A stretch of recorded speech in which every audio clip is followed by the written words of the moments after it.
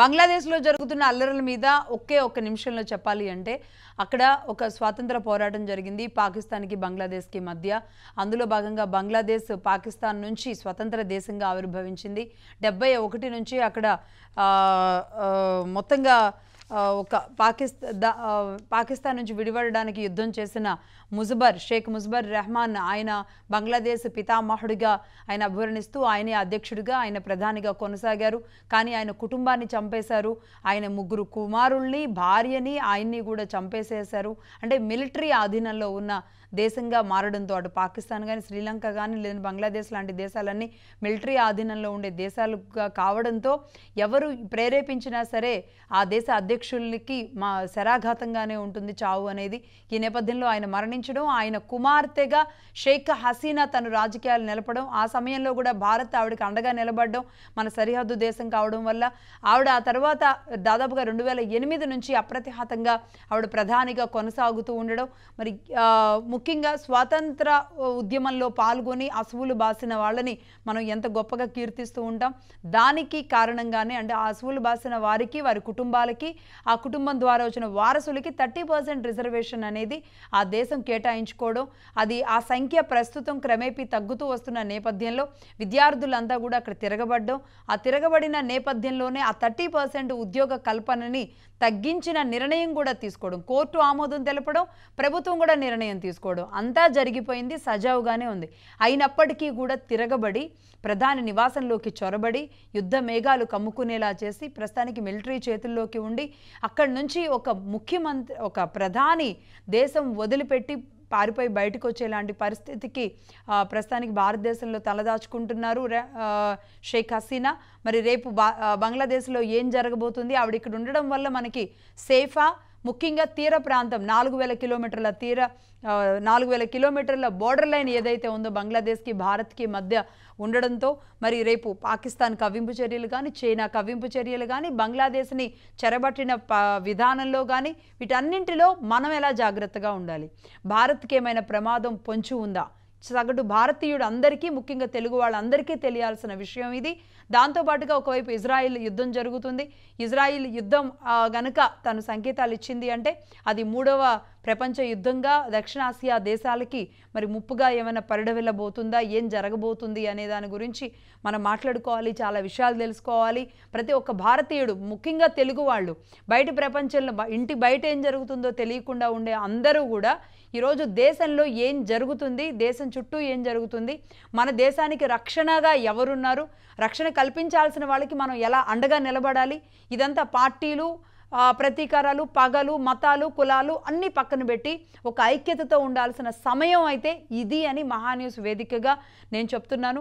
అందులో భాగంగా బీజేపీ నాయకురాలు వినూషా రెడ్డి గారు, అలాగే ఢిల్లీ నుంచి professor senior political analyst GVR Shastri గారు కూడా లైవ్లో ఉంటారు.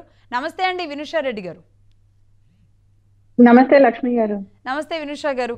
ముఖ్యంగా తెలుగు వాళ్ళందరికీ తెలియాల్సిన అనేక విషయాలండి. ముఖ్యంగా ఒక్కొక్క ప్రశ్న నేను అడుగుతాను. అంటే బంగ్లాదేశ్లో యుద్ధం ఎందుకు జరిగింది, ఆవిడ ఇక్కడ ఎందుకు వచ్చింది అన్న వరకు నేను చెప్పాను. ఆవిడ ఇక్కడికి వచ్చిన తర్వాత మనకి ఎంతవరకు సేఫ్? బోర్డర్ లైన్, ఇంత పెద్ద బోర్డర్ లైన్ మనకి బంగ్లాదేశ్కి మధ్య ఉన్న నేపథ్యంలో రేపు మన మీద కూడా ఎవరైనా కవ్వింపు చర్యలు పాల్పడే అవకాశాలు ఉంటాయా? దీన్ని మీరు ఎలా చెప్తారు? లక్ష్మి గారు, ముందుగా మీకు మహాన్యూస్ ప్రేక్షకులకు నా నమస్కారాలు. నమస్తే అండి. ఇప్పుడు మీరు ఇందాక బంగ్లాదేశ్ చరిత్ర గురించి కొంచెం చెప్పారు. ఈ స్టూడెంట్ ప్రొటెస్ట్ ఎలా జరిగాయి అనేది వివరణ కూడా కరెక్ట్ గా ఇచ్చారు. దీని ఇంపాక్ట్ భారతదేశం మీద ఎలా ఉండవచ్చు అని అడిగారు.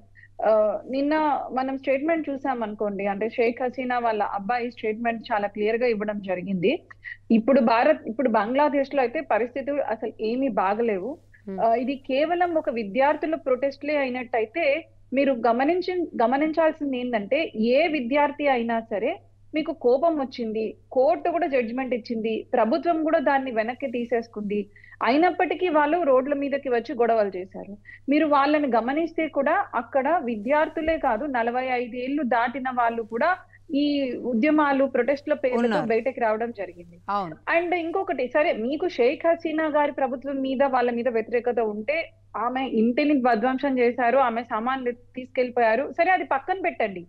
స్వయానా టెంపుల్ ఆఫ్ డెమోక్రసీ పార్లమెంట్ లోపలికి వెళ్ళి పార్లమెంట్ ను తగలబెట్టడం, పోలీస్ స్టేషన్లను తగలబెట్టడం, పబ్లిక్ ప్రాపర్టీస్ ను విధ్వంసం చేయడం, ఇదే కాకుండా స్వయంగా బంగ్లాదేశ్ లో ఉంటున్నటువంటి అక్కడ నివసించే సివిలియన్స్ అంటే నార్మల్ పర్సన్స్ ని కూడా వాళ్ళు బర్న్ చేసి, కిరోసిన్ పోసి, పెట్రోల్ పోసి తగలబెట్టి వాళ్ళని తలకిందులుగా వేలాడదీసి చెట్ల మీద నుంచి దగ్గర ఎప్పుడైతే హసీనా గారు వెళ్ళారో అప్పటి నుంచి విపరీతమైన హింస అక్కడ నెలకొనిపోయిందండి. సో ఇది కేవలం విద్యార్థుల ప్రొటెస్ట్లు అని చెప్పడానికి మనం లేదు. విద్యార్థుల ఆందోళన రూపంలో అక్కడ ఏదైతే ప్రభుత్వం ఉందో దాన్ని వైదొలగించాలనే ఒక పెద్ద ప్రయత్నం అయితే జరిగింది. దీని ఇంపాక్ట్ మన మీద ఉంటుందా అంటే డెఫినెట్ గా ఉంటుంది. ఇప్పుడు అయితే ఇక్కడ ఒక పాయింట్ అండి వినుష గారు, ముజబర్ విగ్రహాలు ధ్వంసం చేస్తున్నారు అంటే ఆయన ప్రధాన శత్రువు పాకిస్తాన్, అంటే ఆయన విగ్రహాలు ధ్వంసం చేస్తున్నారు అంటే ఇది పాకిస్తాన్కి ఆనందం కలిగించే విషయం ఒక రకంగా. అంటే మీరు ఇంకొంచెం డీప్ గా హిస్టరీలోకి వెళ్ళారనుకోండి, ఇప్పుడు బంగ్లాదేశ్ లో మెయిన్ గా 2 పొలిటికల్ పార్టీ 3 ఉంటాయి అనుకోండి. Bangladesh Nationalist Party and Awami League and Jamaat e Islami.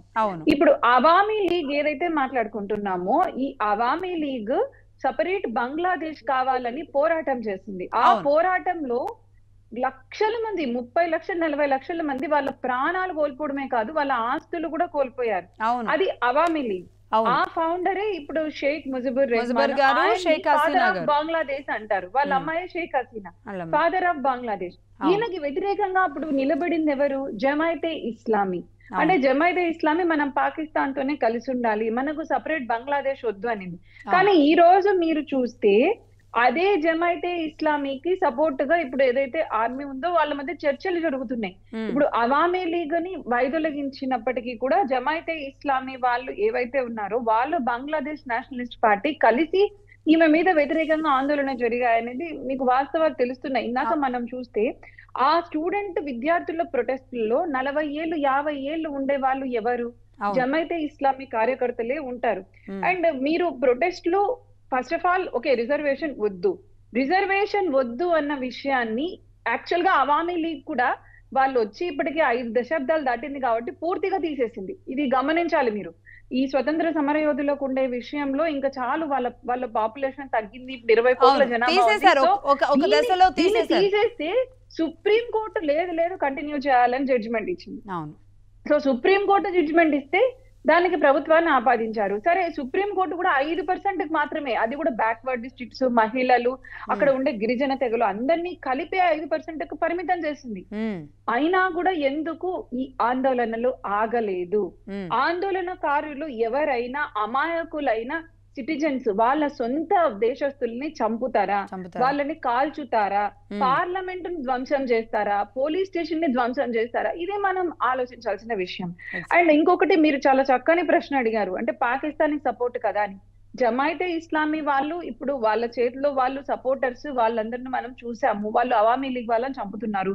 అంతేకాకుండా ఐసిస్ ఫ్లాగ్స్ ఈ విద్యార్థులు ఎవరైతే చెప్తున్నారో వాళ్ళు ఐసిస్ ఫ్లాగ్స్ పట్టుకున్నారు. ఆ బ్లాక్ దాని మీద టిపికల్ ఐసిస్ ఫ్లాగ్స్ ఉన్నాయి కదా.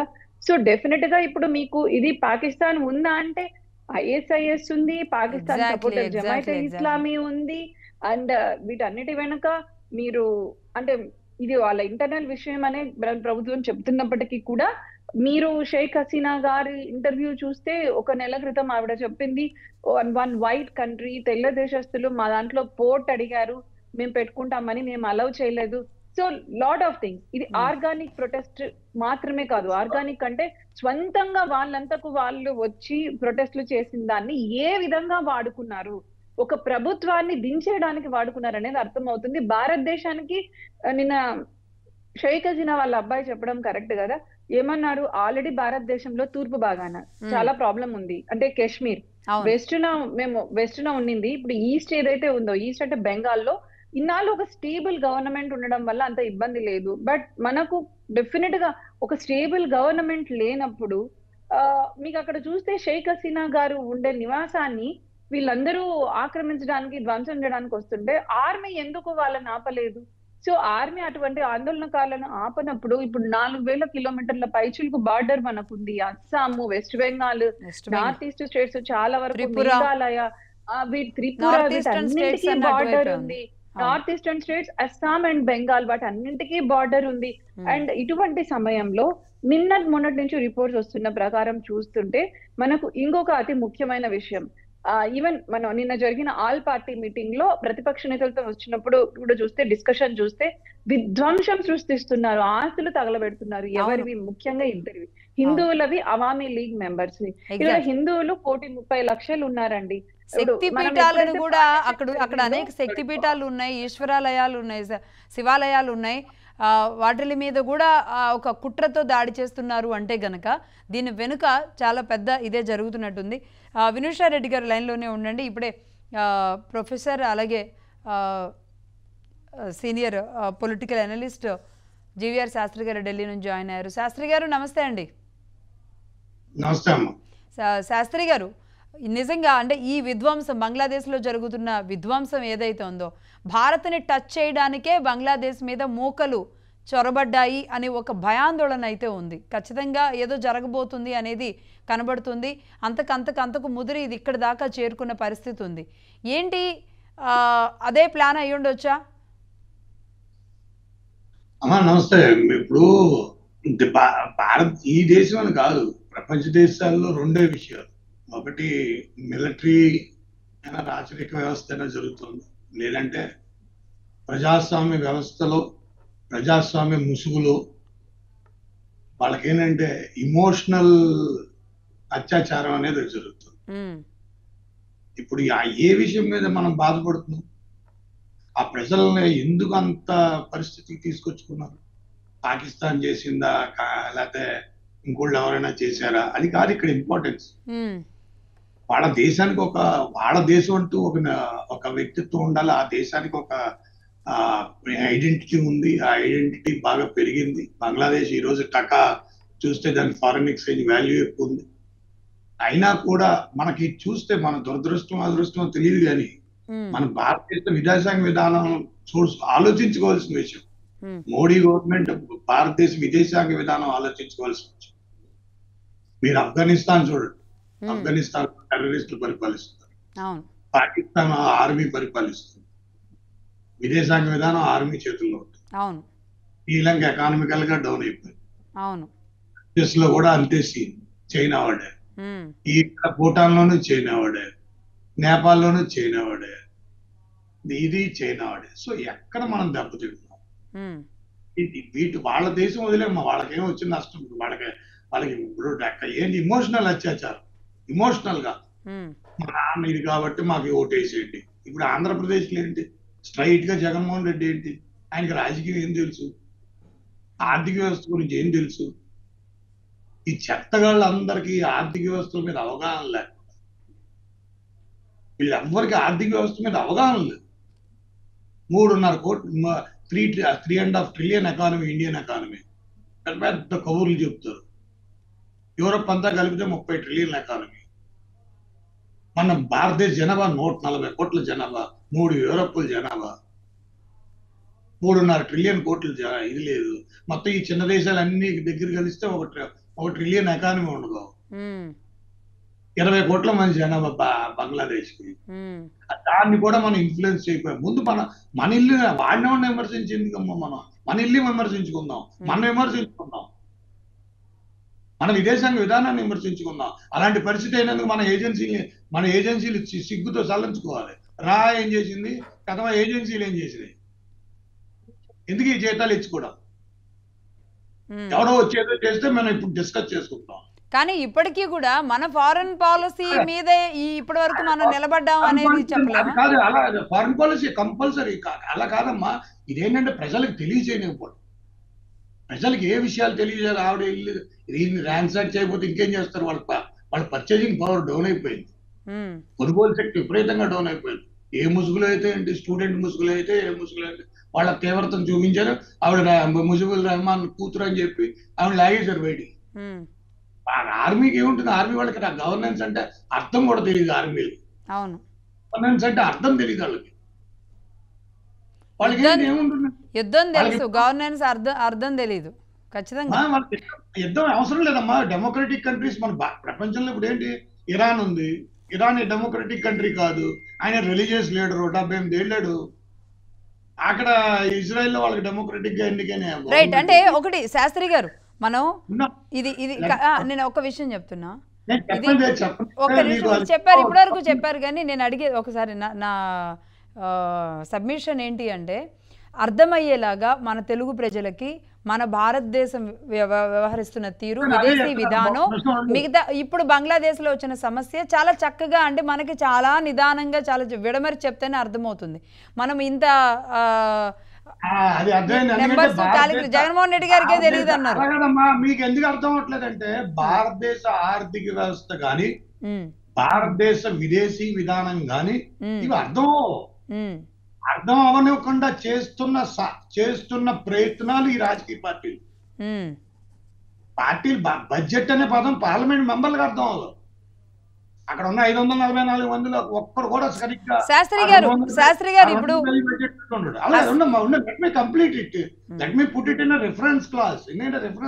ఇక్కడ మన వాళ్ళని మన భారతీయుల్ని లేదా మన నాయకుల్ని తక్కువ చేసుకున్నంత మాత్రాన ఇలాంటి ఇన్సిడెంట్స్ లో మన ఆత్మ పరిశీలన చేసుకోకపోతే ఈస్ట్ లో జరిగిందా, వెస్ట్ లో లేకపోతే అస్సాంలో జరుగుతుంది. అస్సాంలో బోడోలాంటి సమస్య ఏంటి, అయితే ఇప్పుడు మన మణిపూర్ లో జరిగింది ఏంటి, ఇవన్నీ కాదు. నువ్వు అర్థం చేసుకోవాల్సిందంటే బంగ్లాదేశ్ లో జరిగింది, శ్రీలంకలో జరిగింది, నేను చెప్పిన మొత్తం అన్ని చెప్తున్నాను. మొత్తం అన్ని జరిగిపోయినాయి. ఇంక ఇప్పుడు మనది ఒకటే స్టేబుల్ గా మొత్తం భారత ఉపఖండం అనే పదానికి, భారత ఉపఖండంలో ఉన్న దేశాలు ఎన్ని దేశాలు అయితే ఉన్నాయో అన్ని దేశాల్లో సర్వనాశనం అయిపోయింది. ఎక్కడ ఎటువంటి పరిస్థితి లేదు. ఏంటంటే ఇప్పుడు బంగ్లాదేశ్ గురించి మనం ఆలోచిస్తున్నాం, కానీ ఏంటంటే నేను చెప్పేది ఏంటంటే, దీని మీద ఫారెన్ పాలసీ ఇప్పుడు స్ట్రాంగ్ లీడర్ నరేంద్ర మోడీ కాబట్టి ఆయన ఎందుకంటే ఇప్పుడు పరిస్థితి మనం ఏంటంటే మ్యాసివ్ టర్మాయిల్ లో ఉన్నాం మనం. ఎందుకంటే మ్యాసివ్ టర్మాయిల్ బంగ్లాదేశ్ వల్ల కాదు, మనకి మ్యాసివ్ టర్మాయిల్ ఇరాన్ ఇజ్రాయెల్ మధ్య జరిగింది. ఇరాన్ ఇజ్రాయెల్ వల్ల మనకి మ్యాసివ్ టర్మాయిల్, మామూలు టర్మాయిల్ కాదు, worst turmoil. As an economist I'm telling you, it's an worst turmoil. మనం 1947 నుంచి ఇప్పటిదాకా చూడండి, ఫస్ట్ టైం చూడబోతుంది. ఒకవేళ జరిగితే మాత్రం అది జరుగుతుందని అన్నారు. ఎందుకంటే ఆయన అది ఓపెన్ గా అనౌన్స్ చేశాడు, వెళ్తాం, మిడిల్ ఈస్ట్ యుద్ధం అవుతుంది. మిడిల్ ఈస్ట్ యుద్ధం అయితే ముందు ఎఫెక్ట్ అయ్యేంటంటే మనకి సప్లై చైన్ మేనేజ్మెంట్ లో మన దగ్గర ఆన్సర్లు ఎత్తుకున్నాం కానీ సొల్యూషన్ ఎత్తుకోలే. ఈ 70 ఏళ్ల పరిపాలనలో కాంగ్రెస్ వాళ్ళు పుణ్యం అని అలా మనం ఏంటంటే ఆన్సర్ ఎత్తుకున్నాం కానీ సొల్యూషన్ ఎత్తుకోలే. సొల్యూషన్ ఏంటి, మన మీద మన ఆత్మనిర్భరగా మనం ఏం నిలబడలేకపోయాం. ఇప్పటికైనా మనం 14 లక్షల 15 లక్షల కోట్ల రూపాయలు మనం బడ్జెట్ లో ఆయిల్ కొనుక్కోవడానికి పెట్టుకోవాలి. ఆయిల్ ఎక్కడి నుంచి వస్తుంది, రెడ్ సీ నుంచి వస్తుంది. రేపు రెడ్ సీ కంపల్సరీ బంద్ అయిపోతుంది. రెడ్ సీ బంద్ అయిపోతే మనం ఎక్కడ పోదాం? బంగ్లాదేశ్ వాళ్ళు ఎంతసేపు వాళ్ళు ఎంతసేపు చేస్తారు, 6 రోజులు చేస్తారు, 10 రోజులు చేస్తారు, తర్వాత రెక్కాడితే కానీ డొక్కాడిని బతుకులు. శ్రీలంక ఏమైంది ఏమండి, అది విద్యార్థులు చేస్తే శాస్త్రి గారు అసలు మనం టాపిక్ డైవర్ట్ అవుతుంది. శాస్త్రి గారు మీరు చెప్పేది మంచి విషయాలు, కానీ ఇది సందర్భం కాదని చెప్తున్నా. నేను చెప్పేది ఏంటంటే, ఇప్పుడు బంగ్లాదేశ్ యుద్ధం జరుగుతుంది, అది ఇప్పుడు ఆవిడ షేక్ హసీనా గారు ఇక్కడ ఉన్నారు, మనకి 4000 బోర్డర్ లైన్ ఉంది, 4000 కిలోమీటర్ల బోర్డర్ లైన్ ఉంది.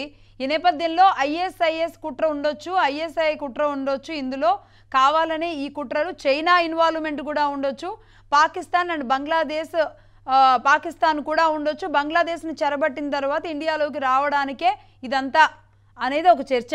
దీన్ని ఇక్కడ నుంచి మొదలు పెట్టండి, మనం ఇక ప్రపంచం అంతా మీరు అందరూ చర్చ అనుకుంటున్నారు. మేము నిజం, అది నిజం అని నేను మొదటి నుంచి చెప్తున్నాను. దాని కౌంటర్ మనం ఏంటని అడుగుతున్నాను. మన కౌంటర్ ఏం చేయాలి మీరు చెప్పండి. కూటనీతి, రాజనీతి, కూటనీతి అనేది 2 పదాలు. అవి రాజరిక వ్యవస్థ నుంచి వచ్చాయి.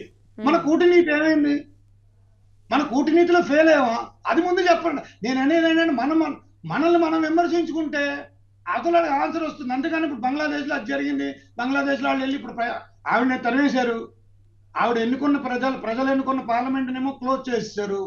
అక్కడ ఉన్న అవామీ లీగ్ వాళ్ళందరినీ మీద టార్గెట్ చేస్తున్నారు, హిందువుల మీద టార్గెట్ చేస్తున్నారు.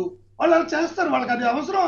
అదే అంత లైట్ తీసుకోలేం కదా. ఇప్పుడు మనం వ్యవహరించాల్సిన తీరు అసలు జరగకుండానే చూడవలసిన బాధ్యత మంది కదా. మనం 5 చోట్ల మన ఎంబసీ పాయింట్లు ఉన్నాయి కదా. మనం 5 చోట్ల ఉన్నాం బంగ్లాదేశ్ లో. 5 చోట్ల మన ఎంబసీ ఉంటుంది, మన రిప్రజెంటేటివ్స్ ఉంటారు. అది అంటే మనం ఏం చేసాం ఉమ్, టు ప్రివెంట్ దిస్? ఇలాంటి 45 రైట్. నిమిషాల్లో నువ్వు ఇక్కడి నుంచి ప్రైమ్ మినిస్టర్ గా నువ్వు ఇక్కడి నుంచి వెళ్ళిపో అమ్మా, నువ్వు 45 నిమిషాల్లో ఇక్కడి నుంచి వెళ్ళిపోమని ఆవిడ చెప్తే మనం తీసుకొచ్చుకున్నాం, తప్పేం లేదు. ఎందుకంటే మనకి పీస్ఫుల్ నైబర్ కావాలి కాబట్టి ఆవిడ ఆ రకంగా ఇప్పుడు క్రిస్టా రివర్ కి సంబంధించిన అయినా సరే, ఆ పోర్ట్ కి సంబంధించిన ఆ పోర్ట్ ఎందుకు ఆవిడ సెయింట్ ఫోర్ట్, ఇప్పుడు మనకి సెయింట్ ఫోర్ట్ పోర్ట్ ఎందుకు అడుగుతున్నారు అమెరికన్స్? ఆ అమ్మాయి చెప్పడానికి ఇబ్బంది పడినట్టుంది, నేను చెప్పేస్తాను. నేను అమెరికా వాడు అడిగాడు, అడిగి దిక్కుమాల అమెరికా అంటే సెల్ఫిష్ కంట్రీ, నేను మొదటి నుంచి చెప్తూ వచ్చా. అవును. నేను అక్కడ 2 చోట్ల, నేను హార్వర్డ్ లోనే చదివాను, స్టాన్ఫోర్డ్ లోనే చదివాను. నాకు తెలియదు అమెరికన్స్ గురించి, వాళ్ళంత దిక్కుమాల వాళ్ళు ఎవరు ఉండరు. ఉమ్, వాళ్ళ ఇండిపెండెంట్, వాళ్ళకి ఏంటంటే ఎప్పుడు సెల్ఫిష్నెస్, అంతకు మించి ఇంకేం ఉండదు. ఉమ్, వాళ్ళకేంటి ఇప్పుడు ఆ మలాకా స్ట్రైట్ లో చైనాని కౌంటర్ చేయాలంటే, చైనాని కౌంటర్ చేసే శక్తి సామర్థ్యం మనకు ఉన్నాయి అని చెప్పి ప్రపంచానికి తెలుసు. ఉమ్, అది ఎలాగా? మలాకా స్ట్రైట్ లో మనం ఏంటి, నికోబార్ దగ్గర ఎస్సీజెడ్ ఉంటుంది. ఆ ఎస్సీజెడ్ 200 కిలోమీటర్ రేడియస్ లో ఇటు మలేషియా అటు ఇండోనేషియా మధ్యలోంచి కరెక్ట్ గా మనం ఉంటాం. మనకి ఎంత అనుకుంటాం, నైబర్స్ అమ్మ వాళ్ళు. ఉమ్, మలేషియా ఇండోనేషియా 2 నైబర్లు అవుతారు అవునవును. నికోబార్ దగ్గర.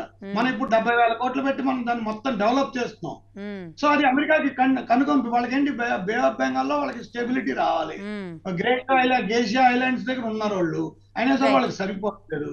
కానీ చైనా కౌంటర్ చేయాలంటే ఆ నికోబార్ ఐలాండ్స్ కావాలి. ఆ నికోబార్ దగ్గర కుదరదు, ఎందుకంటే ఇండియా ఒప్పుకోదు అని చెప్పి బంగ్లాదేశ్ కి ఒక ఐలాండ్ ఉంది.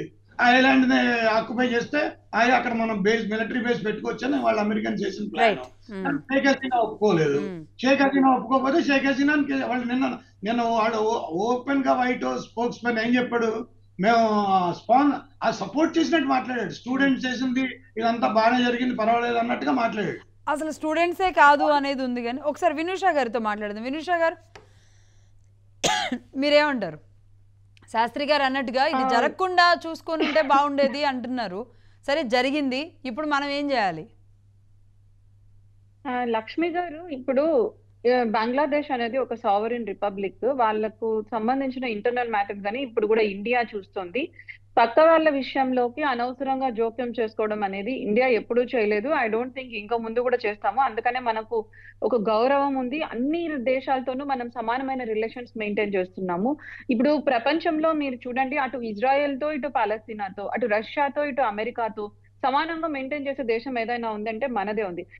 ఇది సెకండ్ పాయింట్ అయితే మాత్రం మనము చాలా జాగ్రత్తగా వ్యవహరించాల్సిన అవసరం ఉంది. ఎందుకంటే modern days wars are not battle ground. Especially ప్రజాస్వామ్యాలు ఏవైతే ఉన్నాయో దాన్ని ఇంటర్నల్ సాబిటేజ్ అంటే మీరు చూసారనుకోండి, ఇప్పుడు వైబ్రెంట్ డెమోక్రసీస్ దగ్గర దగ్గర 90 పైగా దేశాలు ఉన్నాయి. దాంట్లో కేవలం 13% లో మాత్రమే ఇప్పటికీ వైబ్రెంట్ డెమోక్రసీస్. ఒక ఎన్నికలు జరుగుతాయి, ఎన్నికలు అంటే నిజంగా జరుగుతాయి. ఇప్పుడు ఇరాన్, పాకిస్తాన్ ఇట్లాంటివన్నీ షామ్. ఇటువంటి డెమోక్రసీస్ ని మార్చడానికి, ఒక సబటైజ్ చేయడానికి ఒక విధానం డిజైన్ చేసుకుంటున్నారు. దాంట్లో వేరే దేశస్తుల హస్తాలు ఉందా అంటే ఎస్, ఉండవచ్చు. ఈ దేశాలు అని చెప్పి నేను ఇప్పుడు టీవీ మీదకి వచ్చి చెప్పడం యాజ్ ఒక అధికార పార్టీ ప్రతినిధిగా కరెక్ట్ కాదు. కానీ మీరు సింపుల్ గా నేను ఒక మాట చెప్తాను, వినండి లక్ష్మి గారు. భారతదేశాన్ని డీస్టెబిలైజ్ చేయాలనే అవసరం ఉంది అని ఫారిన్ శక్తులు కుట్ర పన్నుతున్నాయి అనే విషయం మనకు స్వయాన అమిత్ షా గారు ఎలక్షన్స్ ముందు చెప్పారు. మొన్న కూడా శివరాజ్ సింగ్ చౌహాన్ గారు చెప్పడం జరిగింది. ఇది ఎలా మొదలవుతుందంటే, ఉదాహరణకి ఇప్పుడు బంగ్లాదేశ్ స్ట్రాటజీ సక్సెస్ఫుల్, కానీ ఇండియాలో మీరు జరగలేదని అనుకుంటున్నారా? అంటే మన ఇండియా హిస్టరీ మనకి ఎప్పటి నుంచో తెలుసు కదండి. మన ఇండియాలో జాతి పరంగా, కొన్ని లాంగ్వేజ్ పరంగా గొడవలు, మతాల పరంగా ఎన్నో సంవత్సరాల నుంచి జరుగుతున్నాయి. ఇది కాదనలేని వాస్తవం. మీరు హైదరాబాదే తీసుకోండి, దానికి హిస్టరీ భారతీయ జనతా పార్టీ ముందు, ఆర్ఎస్ఎస్ ముందు నుంచి కూడా ఉంది. కానీ నరేంద్ర మోడీ గారు ఎన్నికైనప్పటి నుంచి మీరు అబ్జర్వ్ చేయండి, 2015లో మనకు హైదరాబాద్ యూనివర్సిటీలో ఒక విద్యార్థి చనిపోతే దాని గురించి సంవత్సరం పాటు ఆందోళనలు చేశారు. తర్వాత తెలిసింది ఏంటంటే ఆయన దళితుడు కాదని. కానీ ఆ ఆందోళనలకు మద్దతు ఎవరిచ్చారు? అదే లెఫ్ట్ లిబరల్స్, అదే సూడో సెక్యులర్స్. తర్వాత 2016లో ఢిల్లీలో ఒక చర్చ్ మీద దాడి జరిగి కొంతమంది చంపేశారు అక్కడ ఉన్న నన్నని. దానికోసం రిలీజియస్ ఇంటాలరెన్స్, మత సహనం స్వయాన ఆనాడు యుఎస్ ప్రెసిడెంట్ గారు వ్యాఖ్యానించడం జరిగింది. అరే ఇండియాలో అసహనం పెరిగిపోతుందని. తర్వాత తెలిసింది ఏంటి? బంగ్లాదేశ్ నుంచి వచ్చిన ఇమ్మిగ్రెంట్స్ వాళ్ళని చంపారు అని చెప్పి. నేను ఇంకొక విషయం చెప్తున్నాను. మొన్నటికి మొన్న హైదరాబాద్ లో నాగరాజ్ అనే అబ్బాయిని చంపేశారు. ఎందుకని? మతాంతర వివాహం చేసుకున్నందుకు. దాని గురించి మీకు ఎక్కడైనా గొడవ జరిగిందా? జరగలేదు. కానీ యూపీలో అఖ్లాక్ అనే అతన్ని లించింగ్ చేస్తే not in my name, lynching intolerance అని చెప్పి 2017లో గొడవ చేశారు. రైట్ ఇవన్నీ గొడవలు స్టార్ట్ చేశారు. నేను ఇదే ముగిస్తాను. 2018-19లో రాఫాల్, ఈ విధంగా కంటిన్యూస్ గా మొబిలైజేషన్ ఆగిందా ఇక్కడితో? 2019లో సిఏఏ అని చెప్పి తీసుకొచ్చారు. సిఏఏ అనే నెపంతో ఎక్కడ చేశారు ప్రొటెస్ట్లు మీరు లక్ష్మి గారు? గమనించండి. ఢిల్లీ లాంటి చోట చేస్తే చికెన్ నెక్ అంటాము, అంటే మన ఎంటైర్ భారతదేశానికి ఆ నార్త్ ఈస్ట్ కి మధ్యలో ఉన్న ఆ సిల్గిరి ఏరియాలో పోయి కూర్చొని మేము బ్లాక్ చేస్తామన్నారు. సిఏఏ అయిపోయినాక ఫార్మ్ ప్రొటెస్ట్ లో రైతులు ప్రొటెస్ట్ చేయమనండి, బాధ లేదు. పోయి మన భారతదేశపు జెండాని ఆ రోజు రిపబ్లిక్ డే రోజున తీసి కాల్చి వేశారు. ఇది అయిపోయాక కంటిన్యూస్ గా ఏవో ఒక ప్రొటెస్ట్లు, ఇవన్నీ మీరు ఆర్గానిక్ అనుకుంటున్నారా? అంటే కొంతమందిని ఫస్ట్ మీరు అన్నట్టు అంటే ఇది చాలా బీజేపీ ఎన్నికల కోసం మాట్లాడుతుంది అనే చర్చలు లేదంటే అలా మాట్లాడే వాళ్ళు కూడా లేకపోలేదు, ఉన్నారు కూడా, అదే జరిగింది. కానీ ఇప్పుడు మన కళ్ళకు కనబడుతుంది. కానీ ఇప్పుడు జరుగుతున్న దాని మీద లేదు మీకు రెండింటికి నేను సారూప్యత చెప్తాను. బంగ్లాదేశ్ లో కూడా అంతే, సేమ్ ఇన్ఫ్లుయెన్సర్స్ వాళ్ళు ఎక్కడుంటారు? జర్మనీలో, యుఎస్ లో ఉంటారు. ఇప్పుడు రిటర్న్ వచ్చిన ఆయన, అంతకు ముందు ప్రతీక్ చటర్జీ అనే వాళ్ళందరూ స్టార్ట్ చేస్తారనమాట. అంటే మీరు సారూప్యత గమనించండి. ఏదో ప్రొటెస్ట్లు ఏవో జరిగిపోతున్నాయి, ఒక డిక్టేటర్షిప్ వచ్చేసింది. నెక్స్ట్ వాళ్ళు క్రియేట్ చేసే నెరేటివ్ ఏంటి? Inflation, unemployment. యాక్చువల్ గా బంగ్లాదేశ్ ఇప్పుడు సక్సెస్ఫుల్ గా ఉంది, ఇండియా కూడా సక్సెస్ఫుల్ గా ఉంది. మీరు సారూప్యత గమనించండి. అండ్ మూడవ స్టేజ్ లో ఫారిన్ నేషనల్స్ వచ్చి మాట్లాడతారు. ఉదాహరణకి అరవింద్ కేజ్రీవాల్ గారు అరెస్ట్ అయితే యుఎస్ వాళ్ళు మాట్లాడాల్సిన అవసరం ఏముంది? డిప్లొమాట్స్. చంద్రబాబు నాయుడు గారు అరెస్ట్ అయ్యారు అదే టైంలో.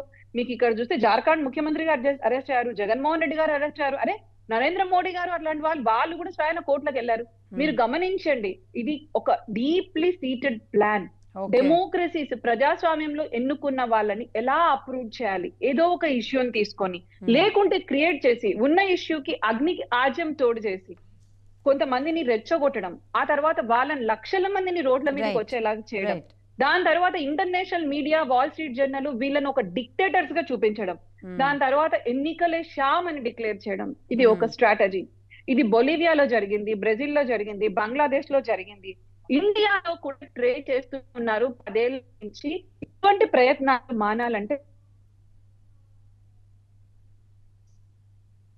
భావన వస్తే మన దేశాన్ని కాపాడుకోగలిగితే అప్పుడు మనం బార్డర్స్ కూడా కాపాడగలం. బంగ్లాదేశ్ ఇప్పుడు మనకున్న క్వశ్చన్ ఏంటంటే, ఆ 1,30,00,000 హిందూస్ ని ఖచ్చితంగా అది మనం చూసుకోవాలి కదండి.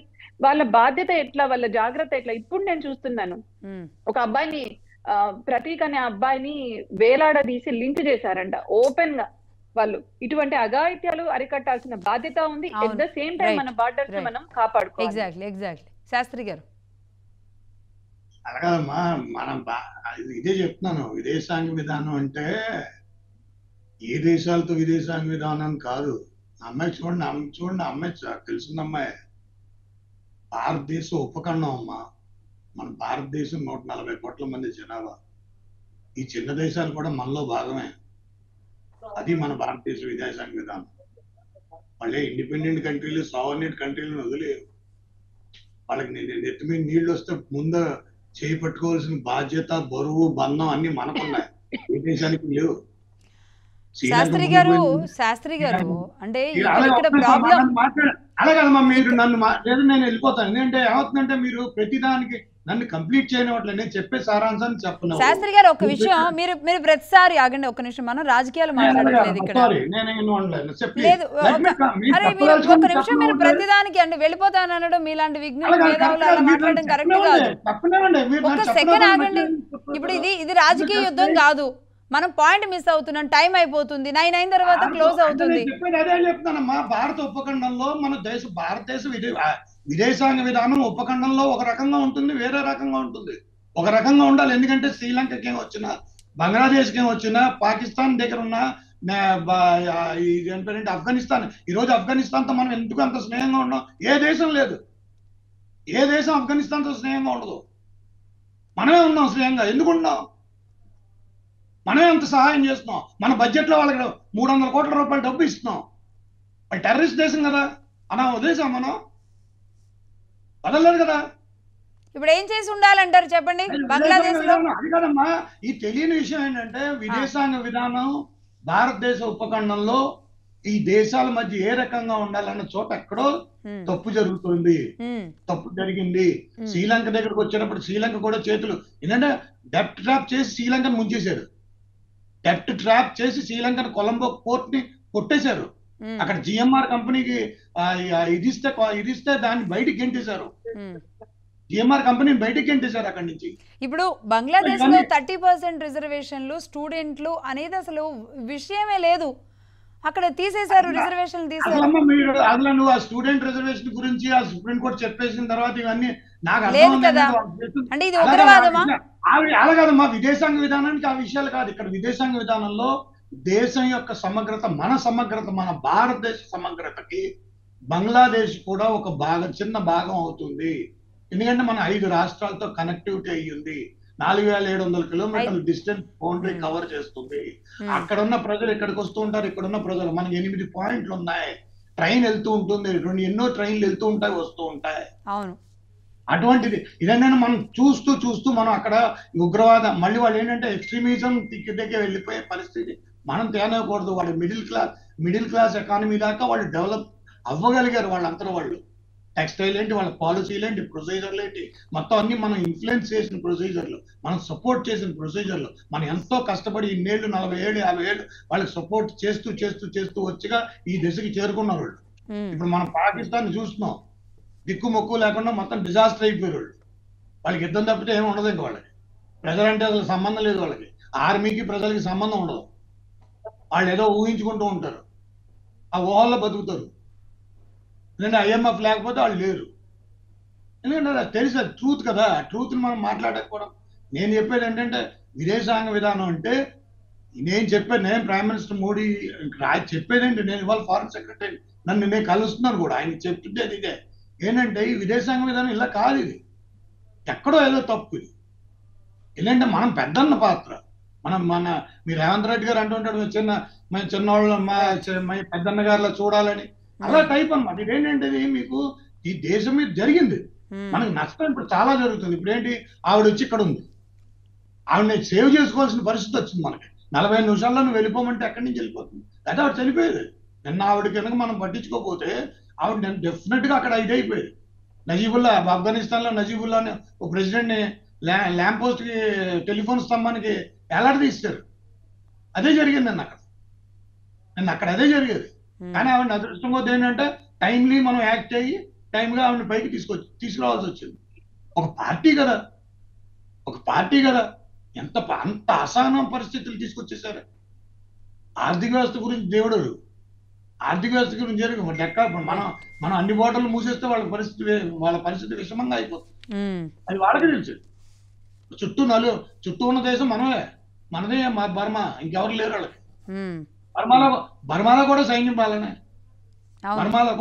పాలనే. అంటే ఇదేంటి, చైనా వాళ్ళు ఏంటంటే వాళ్ళు డెమోక్రసీని ఎంకరేజ్ చేయకూడదు. మా డెమోక్రసీ ఈ చుట్టుపక్కల ప్రజలందరికీ దేశాలన్నిటికీ కూడా సైన్యం పాలనే ఉండాలి, సో దట్ మా దాకా రాదు. ఆ కమ్యూనిస్టులు అలా ఆలోచిస్తారు. హ్యూమన్ స్టేట్ లో జరిగిందండి. వాళ్ళ పాలసీ అది. మన స్ట్రాంగ్ పాలసీ ఉండాలి. Policy only allows you to stand in front of the world. Policy only stand in front of the world. మన ఇమోషన్స్ కాదు. ఇమోషన్స్ తో ప్రజలు ఎంతకాలం ఆటేసుకుంటారు. ప్రతిరోజు జగన్మోహన్ రెడ్డి అని ఆంధ్రాలో అంటారు. ఏంటి ఆయన అయిపోయింది. అయినా సరే ఏపీకి రాకండి, ప్రస్తుతానికి మనం అక్కడ విషయాలే మాట్లాడదాం. నేను ఇమోషనల్ అమ్మా, ఇమోషన్స్ తో కాదు కదా ఇది విధానంతో జరిగేది. ప్రజలకు తెలియట్లేదు. ఈ ఏషియా ఖండంలో జరిగే పెద్ద తప్పు ఏంటంటే, ఏషియాలో పర్టికులర్ గా ఏషియన్ కంట్రీ సబ్ కాంటినెంట్ లో ఈ ప్రజలకు ఏది తెలియనివ్వకూడదు. మీరు అన్నారు ఇందాక విడమర్చి. ఎందుకంటే ఇంత డెమోక్రసీ 70 ఏళ్ళు వచ్చి చదువుకుని అందరి చేతుల్లో మొబైల్లో కూడా ఉండి నేను అంత విడమర్చి చెప్పాలని మీరు అడుగుతున్నారంటే దాంతో అర్థమైంది 1 to 10 స్కేల్లో డెమోక్రసీ ఎంతలో ఉందని. 1లో కూడా లేదు. మనం ప్రతిరోజు ఆర్తలు ఇవ్వడమే సరిపోతుంది. మా నాయకుడు, మా గౌరవ ముఖ్యమంత్రి, మా గౌరవ ప్రధానమంత్రి, ఇది సరిపోతుంది. అయ్యా గౌరవ ప్రధానమంత్రి అయ్యాడు, గౌరవ ముఖ్యమంత్రి అయ్యాడు, ఈ దేశాన్ని ఉద్ధరించడానికి. అంతేగాని మహానాయకుడు అని చెప్పుకోవడానికి కాదు. మహానాయకుడు మా నాన్న ఆవిడ అలాగే చెప్పుకుంది. అందుకే అవామీలు చూడ అరగంటలో ఖాళీ చేసి వెళ్ళిపోయింది. వాళ్ళ అబ్బాయి ఏం చెప్తున్నాడు, మాకు బంగ్లాదేశ్ తో సంబంధం లేదండి. వాళ్ళ అబ్బాయి అంత స్పష్టంగా చెప్పేశాడు, మా బంగ్లాదేశ్ తో సంబంధం లేదన్నాడు. ఆయన స్టాట్యూని పట్టుకుని లాగేసి కింద పడేశారు. సద్దాం హుసేన్ స్టాట్యూని ఏ రకంగా కింద పడేశారు, లెనిన్ స్టాట్యూని రష్యాలో ఎలా పడేశారు అంటే ప్రజలకి అసహనం, ప్రజలకి పాలసీలకి ప్రజలకి రాజకీయ నాయకుల మధ్య గ్యాప్ వచ్చేసి. ఏమంటే అసలు ఇక్కడ ప్రజలే కాదు శాస్త్రి గారు, అక్కడ చేస్తున్నది ప్రజలు కాదు యుద్ధం అనేది కదా. అమ్మా ఇప్పుడు 4 లక్షల మంది ప్రజలు కాకపోతే ఇంకెవరు? నిన్న 4 లక్షల మంది ఢాకా వీధిలో అక్కడ ప్రేరేపిస్తున్న శక్తులు వేరని కదా. అది ప్రేరేపించినా ఏమి పెంచినా అంటే వాళ్ళు ఏంటంటే వాళ్ళకి డెమోక్రసీ వెలుగు తెలియదు. డెమోక్రసీ ఇప్పుడు రేపొద్దున ఇందిరాగాంధీ అదేదో ఇన్స్టిట్యూట్ ఉంది, అక్కడ రీసెర్చ్ చేయటం ఉంది, దాన్ని కూడా తగలెట్టేశారు. అవును, బంగబంధు కూడా తగలెట్టేశారు. అంటే ఒక హీరో, ఒక సినిమా హీరోని, ఆ హీరో తండ్రిని కూడా చంపేసేసారు ఇంట్లోకి వెళ్ళి. ఇన్స్టిట్యూషనల్ వాల్యూ లేదు, డెమోక్రటిక్ ఇన్స్టిట్యూషనల్ వాల్యూ వినూషారెడ్డి గారు ఏదైనా జరిగితే అది కాదు కదా. డెమోక్రటిక్ ఇన్స్టిట్యూషనల్ వాల్యూని మనం పెంపొందించాలి, అది మన బాధ్యత. నేను చూసే విధానం వేరు. ఎందుకంటే మనం అనుకునే విధానం ఏంటంటే మనం ఇంత ఉపఖండంలో 140 కోట్ల మంది జనాభాతో మనం బయలుదేరుతున్నప్పుడు మనం చాలా జాగ్రత్తగా వినూషారెడ్డి గారు కొన్ని విషయాలు చెప్పారు. ఎవరికి సపోర్ట్ చేయకుండా ఎందుకు నిలబడతాం? బికాజ్ ఆఫ్ మన ఇంట్రెస్ట్. ఏ విషయం జరిగినా ఏమండి, ఫారెన్ పాలసీ గురించి మాట్లాడినా, భారతదేశంలో మతం గురించి మాట్లాడినా, ఇది బీజేపీ ఓటు బ్యాంక్ కోసం చేస్తుందనో రాజకీయం కోసం చేస్తుందనో మాత్రమే ఇప్పటి వరకు అనేక మంది విమర్శలు చేశారు. ఇక్కడ నేను బీజేపీకి అనుకూలంగానో లేదా జరుగుతున్న పరిస్థితులుగానో మాట్లాడలేదు. ఇప్పుడు ఆవిడ ఇప్పటి వరకు వినూష గారు ఎన్ని ఇన్సిడెంట్స్ని బీజేపీ చెబితే దీన్ని తప్పుగా అర్థాలు తీశారు భారతదేశంలో అనే విషయాలు ఆవిడే స్వయంగా చెప్పారు. ఇంకా ఎక్కడ మాట్లాడాలి? ఓపెన్గా అన్ని విషయాలు బయట పెట్టాలి. బయట పెట్టినా దాన్ని రిసీవ్ చేసుకునే ప్రజలు అవగాహన ఎక్కడుంది? మీరన్నట్టుగా రాజకీయాల చుట్టూ, రాజకీయ నాయకుల చుట్టూ, వ్యక్తి పూజల చుట్టూ తిరుగుతున్నప్పుడు మనం దేశ సమగ్రత గురించి లేదంటే దేశ భవిష్యత్తు గురించి ఆలోచించే మేధాశక్తి ఎక్కడుంది? ఎవరు యువకులు ఆలోచిస్తున్నారు? మీలాంటి వాళ్ళు చెప్పిన మాటలు ఎవరు వింటారు? ఇలాంటి మాటలకి వాల్యూ రేటింగులు ఉంటాయి అనుకుంటున్నారా అసలు? కాబట్టి కనీసం ఇప్పుడైనా మీలాంటి వాళ్ళు చెప్పే మాటలు విని ప్రజల్లో కొంచెం చైతన్యం రావాలని కోరుకుందాం. వినూషారెడ్డి గారు, మీరు చెప్పినట్టుగా అంటే శాస్త్రి గారు అన్నట్టుగా సరే జరిగింది అంటే మరి భారతదేశం చెప్పకపోవడం, భారతదేశం జాగ్రత్తగా చూసుకోకపోవడం వల్ల జరిగిన నష్టమా, లేదంటే అంతకు మించి జరుగుతున్న కుట్ర, దాన్ని ఛేదించాలంటే ఈరోజు భారతీయులంతా ఎలా ఉండాలి? మోడీ లేదంటే ఫారెన్ పాలసీ, మోడీ గారు అలాగే మన ఫారెన్ పాలసీ జయశంకర్ గారు లాంటి వాళ్ళు ఇన్నాళ్ల పాటు నడిపిన దౌత్యం, ఇవన్నీ కూడా మనకి బంగ్లాదేశ్ విషయంలో మన తెలివితేటల్ని లేదంటే మన సామర్థ్యాన్ని ఎలా ముందుంచబోతున్నాయి? లక్ష్మి గారు, ముందుగా ఇప్పుడు ఏదైతే మన ప్రభుత్వం ఉందో ఈ ప్రభుత్వం లక్ష్యం ఒకటే, భారతదేశం సమగ్రంగా ఉండాలి, డెవలప్మెంట్ చేయాలి అని. కానీ మీరు ఒక గ్లోబల్ పర్స్పెక్టివ్ లో ఆలోచించండి. ఈ రోజు మనకు బంగ్లాదేశ్ ఇమీడియట్ బార్డర్ కాబట్టి మీరు ఈ సిచ్యువేషన్ ని ఫేస్ చేస్తున్నారు. నేను ఇందాక మీకు చెప్పిన ఎగ్జాంపుల్స్ అదే.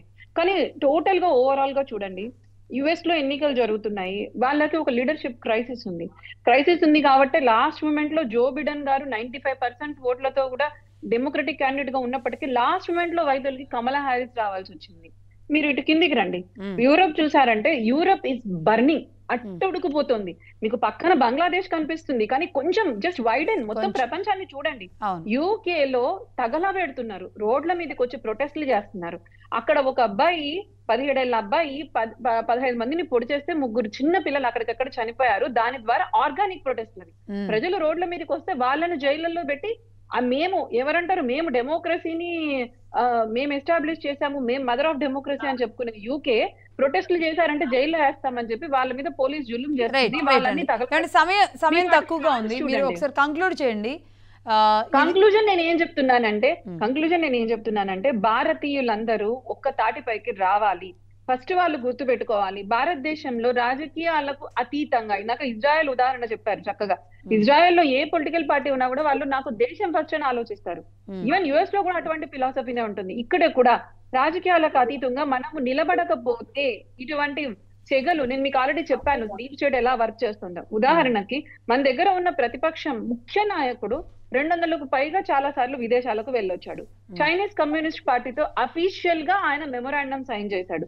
యుఎన్ అట్లా చోటకి వెళ్ళి, యూనివర్సిటీస్ కి వెళ్ళి భారతదేశంలో డెమోక్రసీ లేదు, మీరు ఏం చేస్తున్నారు, అసలు ఎలక్షన్లు జరగలేదు, మీరు వచ్చి ఇన్వాల్వ్ కండి అని ఓపెన్ గా పిలుస్తున్నాడు. స్వార్థ ప్రయోజనాల కోసం ఒకసారి నేను ఎన్నికల్లోకి రావాలి, నా పార్టీ ఎన్నికల్లోకి రావాలి అని ఆలోచిస్తే అసలు డెమోక్రసీనే ఉండదండి. ఇప్పుడు రాజ్యాంగం గురించి మాట్లాడతారు, ఇప్పుడు కోట్ల గురించి మాట్లాడతారు. బంగ్లాదేశ్ లో ఇప్పుడు ఏ రాజ్యాంగం ఉంది, ఏ కోట్లు ఉన్నాయి? సో రాజకీయ నాయకులు వాళ్ళ స్వార్థ ఆలోచనలు మాని ఇటువంటి చేస్తూ పోతే భారతదేశంలో కూడా డెఫినెట్ గా ఇన్నాళ్ళు నేను చెప్పిన ఈ ప్రొటెస్ట్లన్నింటినీ కూడా మోడీ గారి ప్రభుత్వం సమర్థవంతంగా ఎదుర్కొంది. అండ్ ఇంకొకటి, మన ఇండియన్ ఆర్మీకి నిజంగా సెల్యూట్ అండి. మన ఇండియన్ ఆర్మీ ఇప్పుడు ఎక్కడ ప్రపంచం అన్నిటిలో కూడా లాయల్ ఆర్మీ. వాటి ఒక్కటే లక్ష్యం, భారతదేశాన్ని కాపాడాలి, భారతదేశ ప్రజలను కాపాడాలి. అంతే తప్ప అధికారం నేను చేజిక్కించుకోవాలనే ఆలోచన లేకపోయినా మన ఇండియన్ ఆర్మీ ఉన్నంత వరకు మనకి డోకా ఉండకపోవచ్చు. కానీ రాజకీయ నాయకులు ఈరోజు సమాధానం చెప్పాలి. రాహుల్ గాంధీ గారు చైనీస్ కమ్యూనిస్ట్ పార్టీతో పోయి ఏం సంతకం పెట్టొచ్చారు? లేకపోతే ఇండియాలో కూడా ఇదే స్ట్రాటజీ అమలు అయ్యింది, అమలు అవుతుంది. ఇది ప్రజలు తెలుసుకోవాలి. రైట్ రైట్ వినూష గారు. శాస్త్రి గారు కంక్లూడ్ చేయండి. అమ్మా నేను చెప్పేది ఒకటేనమ్మా, ఇప్పుడు భారతదేశం 140 కోట్ల మంది జనాభాలో మన ఆర్థిక ప్రజలకి తెలియజేయాల్సింది ఏంటంటే, ఎప్పటికైనా ఇమోషనల్ గా ఆయన ఇలా చేశాడు, చదువుకున్న వాళ్ళని తీసుకోండి, చదువుకున్న వాళ్ళని నమ్ముతూ ఉండండి. ఆర్థిక వ్యవస్థ ఇంపార్టెంట్ తప్పితే ఇంకా ఏది ఇంపార్టెంట్. బంగ్లాదేశ్ విషయంలో బంగ్లాదేశ్ గురించి చెప్తే కూడా నేను అదే చెప్పాను. బంగ్లాదేశ్ ఏమైందంటే మన భారతదేశ విధానం, ఆర్థిక విదేశాంగ విధానం, మన ఇప్పుడు ఏంటి విదేశాంగ విధానాన్ని రీవిజిట్ చేయాలి. రీవిజిట్ చేసి కొత్తగా దాని మీద అవగాహనతో ఎదురుకెళ్ళాలి. ఎంతవరకు సార్ట్అవుట్. ఇప్పుడు అక్కడ ఎవరో నోబెల్ లారియట్ యూసఫ్ ని పెడుతున్నారు ఇంట్రియం గవర్నమెంట్ గా. అది ఇంట్రియం గవర్నమెంట్ గా వెళ్తుందా, లేకపోతే ఆ జనరల్ ఎర్షాద్ లాగా అతను కూడా కంటిన్యూ అయిపోతాడా? కంటిన్యూ అయిపోతాడా? ఎందుకంటే ఒక రిలేటివ్, ఈవిడ రిలేటివ్ ఒక జనరల్ అక్కడ. ఎవరు రిలేటివ్? మన ప్రైమ్ మినిస్టర్ రిలేటివ్ ఒక జనరల్. ఇప్పుడు ఆయనే జయించాడా? ఇది ఏంటంటే ఇవన్నీ బయటికి రావాలి. ఇంకా బయటికి రావాల్సిన అంశాలు చాలా ఉన్నాయి. ఎందుకంటే ఎవరు చేయించారు, ఎలా చేయించారు, అసలు ఎలాంటివి. ఎందుకంటే బేగం ఖలీదాజియా బయటకు వచ్చేసింది. రాత్రి బయటకు బేగం ఖలీదాజియా వచ్చేసింది. ఆవిడ పాకిస్తాన్ కి చాలా అనుకూలంగా ఉంటుంది. సో ఏంటంటే ఏ రకంగా జరిగింది ఏంటంటే, ఈ కూటనీతి అనేది మన భారతదేశంలో జరుగుతుంది. భారతదేశం విదేశాంగ విధానంలో ఒక భాగం అది. దాన్ని మనం ఏదో పబ్లిక్ గా మాట్లాడాలి. క్రిటిసైజ్ ఉంటుంది, క్రిటిసైజ్ చేసుకోకపోతే. కానీ ఇప్పుడు క్రిటిసైజ్ చేసుకోవాల్సిన టైం కాదు. అలాగమ్మా, ఇది మీరు అర్థం చేసుకోవాల్సింది ఏంటంటే, ఇది పార్టీలకు సంబంధించింది కాదు. విదేశాంగ విధానం అనేది పార్టీకి సంబంధించి కాదు. ఇప్పుడు ఇజ్రాయెల్ గవర్నమెంట్ ఏంటనుకున్నారు? అన్ని పార్టీల గవర్నమెంట్ అది, ఒక పార్టీ గవర్నమెంట్ కాదు. ఇప్పుడు అక్కడ మీరు ఇజ్రాయెల్ విదేశాంగ విధానం వచ్చేటప్పటికి అన్ని పార్టీలు గవర్నమెంట్ లో ఉంటాయి. అక్కడ వాళ్ళ విధానం వేరు, ఇక్కడ ఇలా కాదు కదా. మీరు విదేశాంగ విధానం పార్టీలకు సంబంధించింది కాదు. ఇది విదేశాంగ విధానం దేశానికి సంబంధించింది. అమెరికాలో చూడండి, ఏ పార్టీ వచ్చినా విదేశాంగ విధానం ఒకటే. అలాంటిది మన విదేశాంగ విధానం మంది. అంతే తప్ప రాహుల్ గాంధీ ఆయనకి ఏం అర్థం తెలుసు? ఆయన క్రిటిసైజ్ చేశాడు. పొద్దుగూకులు కౌరవులకి, ధృతరాష్ట్రుడికి, దుర్యోధనులా వాళ్ళకి దొరికాడు. దుర్యోధన టైప్ లో అసమర్థ యోద్ధ అంటారు టైప్ లో. మనం పట్టించుకోవాల్సిన విషయం ఏంటి? ఇప్పుడు విదేశాంగ విధానం మాట్లాడుతూ ఆయన గురించి మనకు అవసరం ఏంటి? అది కాదు నేను చెప్పేది. అంటే మన విదేశాంగ విధానంలో బంగ్లాదేశ్ కి జరిగింది స్పష్టంగా జరుగుతుంది. ఎందుకంటే అక్కడ 1,38,00,000 మంది మనవాళ్ళు ఉన్నారు, హిందువులు ఉన్నారు, హిందువులు కూడా ఉన్నారు. అది మనవాళ్ళు అంటే హిందువులనే కాదు, ముస్లింలు కూడా మనవాళ్ళే. కానీ ఏంటంటే అలాంటి పరిస్థితి మారిన వాళ్ళు చాలా మంది హిందువులు ఉన్నారు అక్కడ. చూడవలసిన బాధ్యత మన మీద ఉంది. అంచేత మనదే బాధ్యత ఎక్కువ ఉంటుంది. నేను అనుకోవడం దాని మీద జరుగుతోంది, అది ఎదరికెళ్తుందని బాగా ఆశ. రైట్ అండి, రైట్. ప్రతిరోజు దీని గురించి మాట్లాడాల్సిన అవసరం కూడా ఉందండి. ఖచ్చితంగా మీరు అన్నట్టుగా ప్రజల్లో అవగాహన కల్పించడానికి, లేదంటే నాయకులు కూడా వచ్చి జరుగుతున్న విదేశీ విధానం కావచ్చు, లేదంటే బోర్డర్ దేశాల్లో జరుగుతున్న ఇబ్బందులు కావచ్చు, ప్రపంచ దేశాల్లో తలెత్తుతున్న సమస్యలు కావచ్చు, వీటన్నింటి గురించి కూడా ప్రజలు తెలుసుకోవాలి. కనీసం ఒక 5 నిమిషాల పాటు దాని మీద కేటాయించాల్సిన అవసరం ఉంది. మహాన్యూస్ దీన్ని ఇనిషియేట్ తీసుకుంటుంది. అటు ఇజ్రాయెల్లో జరుగుతున్న, పాలస్తీనాలో జరుగుతున్న విషయాలతో పాటుగా ఇటు ఇరాన్, ఇరాక్తో పాటు అటు రష్యా, ఉక్రెయిన్ యుద్ధంతో పాటు ఇప్పుడు బంగ్లాదేశ్ అండ్ పాకిస్తాన్లో జరుగుతున్న అంశాలన్నింటినీ కూడా మీ ముందు ఉంచడానికి ప్రతిరోజు దీనికి ఒక సమయం కేటాయిస్తూ మేము దీని గురించి మాట్లాడతాము. ఇలాంటి వక్తలతో వాళ్ళకి ఒక అవగాహన కల్పించే ప్రయత్నం కూడా చేద్దాము. బట్ ఏదైనా బంగ్లాదేశ్ అనేది మన మన ఉపఖండంలోని దేశం కాబట్టి, మనం ఒక రకంగా మనం చూస్తున్న దేశం కాబట్టి అక్కడ సమస్య సాల్వ్ అవ్వడానికి దీని వెనుకున్న కుట్ర ఎవరు, దీని వెనుకున్న మూకలు ఎవరు, ఉగ్ర మూకలు అయితే గనక దాన్ని అంతమొందించడం ఎలా అనే చర్యలకి మన విదేశీ విధానం అంటే మన ఫారెన్ పాలసీ ఎలా పనిచేయబోతుంది రేపు అనేది చూద్దాం.